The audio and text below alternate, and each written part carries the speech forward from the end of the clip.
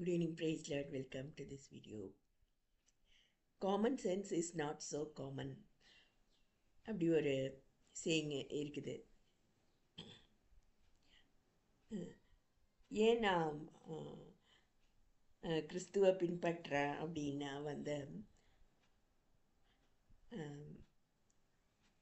கிறிஸ்து சொன்ன எல்லா கோட்பாடுகளுமே common sense ஆன கோட்பாடுகள் தான்.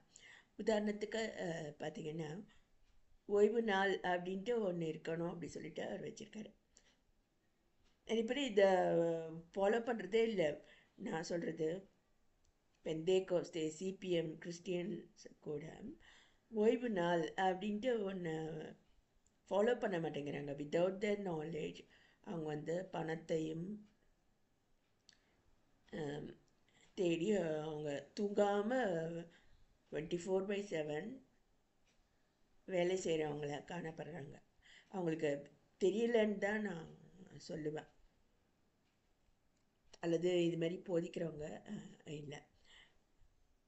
இஸ்ரவேலர் பார்த்திங்கன்னா அவங்க அந்த ஓய்வு நாள் அன்னைக்கு குறிப்பிட்ட டிஸ்டன்ஸுக்கு மேலே நடக்கவே மாட்டாங்களாம். குறிப்பிட்ட அளவுக்கு மேலே எந்த வேலையும் செய்யவே மாட்டாங்களாம். அப்படி முழுமையாக நம்ம கர்த்தருடைய சமூகத்தில் இருந்து ஒரு ஜெப நிலையில் நம்ம ஓய்வு நாளில் அனுசரித்தா தான் கர்த்தருடைய ஆலோசனைகளை பெற்று முன் செல்ல முடியும். இது என்னுடைய மாமா அவங்களுடைய காலட்சேபத்தில் நான் கேட்டது. இது எனக்கும் தெரியாது. பை காட்ஸ் கிரேஸ் என்னுடைய மாமா பெரிய ஊழியக்காரங்களாக இருந்ததுனால நான் இதை கேள்விப்பட்டிருக்கேன். ஆனால் இந்த ஊரில் நான் பார்த்த வரைக்கும் அதுமாரி ஜனங்கள் பணத்தை தேடி 24/7 ஓடுறாங்க. இதனால் நீங்கள் தூங்காமல் வேலை செஞ்சாக்கா அவங்களுடைய ஹெல்த்துக்கு பாதிக்கப்படுது. அல்லது நீங்கள் எடுக்கக்கூடிய முடிவுகள் சரியானதா இல்லை. குடும்பத்தில் ஒய்ஃபை அடிக்கிறவங்களா அப்படியெல்லாம் இருக்கிறாங்க. அது தப்புன்னு கூட அவங்களுக்கு தெரியாத சூழ்நிலை. நான் சொல்கிறது பெந்தேகோஸ்தே விசுவாசிகளாக இருக்கவங்க ஆக்டிவாக இருக்காங்க பாருங்கள், அவங்களுடைய நிலைமை தான் இது. ஸோ இதுக்கெல்லாம் சொல்லுவார் இல்லை. அதுக்காக நான் இந்த புத்தாண்டில் நான் இதை பதிவு பண்ண விரும்புகிறேன்.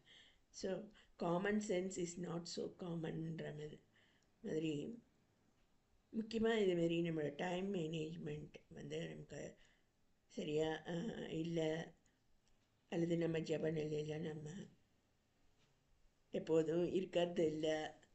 அது நம்முடைய மூளை சரிவர கர்த்தருடைய நியாயங்களின் படி நம்ம காமன் சென்ஸோட நம்ம முடிவுகளை நம்ம எடுக்கவே முடியாது.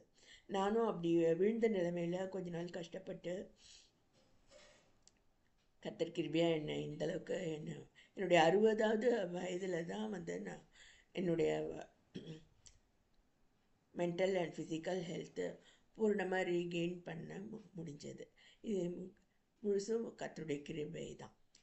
அப்படி இல்லை அப்படின்னா நம்ம பின்மாற்றத்தில் பாவத்தில் காணப்பட்டோம் அப்படின்னா நம்ம எடுக்கக்கூடிய முடிவுகள் காமன் சென்ஸோடு நம்ம எடுக்க மாட்டோம். இதெல்லாம் நான் செய்கிறேன், ஏன் இந்த வீடியோஸில் நான் சொல்கிறேன் அப்படின்னா சாத்தான ஒவ்வொரு நிமிஷமும் நம்ம ஜெயிக்க வேண்டியதாக இருக்குது.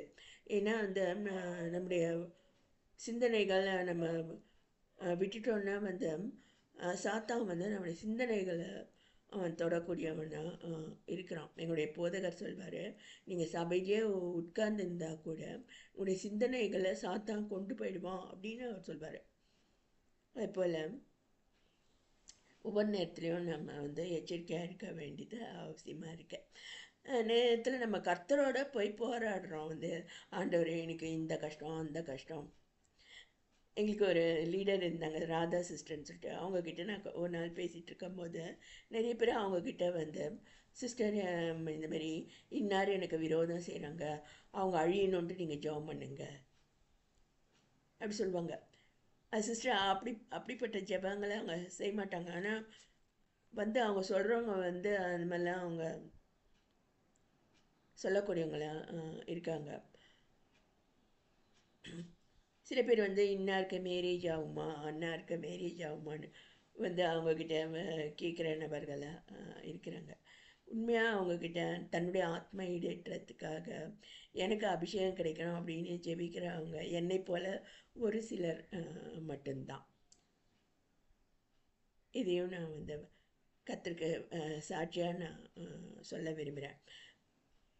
சாட்சியின் வசனத்தினால தான் நம்ம சாத்தானை நம்ம ஜெயிக்க முடியும் சொல்ல விரும்புகிறேன்.